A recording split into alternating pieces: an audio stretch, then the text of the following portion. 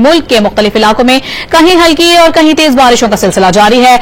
इस्लामाबाद, रावलपिंडी, लाहौर और गुजरात में बरसात से जल थल एक हो गया है। हरिपुर में सैलाबी रैली के बायस खानपुर जाने वाला रास्ता रेलवे रोड सोका के मकाम पर बंद हो गया। महकमा मौसमियात ने आज भी मुल्क के मुख्तलिफ हिस्सों में बरसात का सिलसिला जारी रहने का इम्कान जाहिर किया है। सिंध के बेशतर अजला में मौसम गर्म और शदीद हब्स रहने का इम्कान है, जबकि कराची समेत दीगर साहिली इलाकों में हल्की बारिश मुतवक्के है।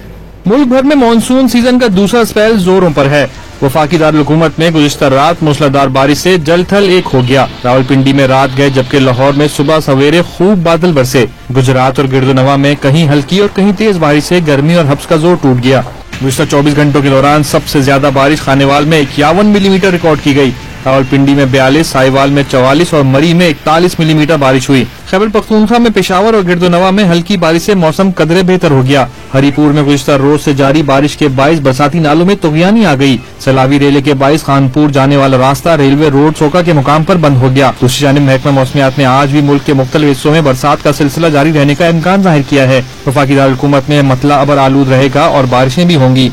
पंजाब के बेशतर शहरों में भी मानसून बादल बरसते रहने की पेशगोई की गई है। खैबर पख्तूनख्वा, गिलगित बल्तिस्तान और आजाद कश्मीर के नदी नालों में तुग़यानी और लैंडस्लाइडिंग का खदशा जाहिर किया गया है। बलूचिस्तान के कई मुकामात पर गरज चमक के साथ बादल बरसने का इम्कान है। सिंध के बेशतर इजला में मौसम गर्म और शदीद हब्स रहने का इम्कान है, जबकि कराची समेत दीगर साहिली इलाकों में हल्की बारिश मुतवक्का है। मानसून सीजन का ये स्पेल 13 जुलाई तक जारी रहने का इम्कान है।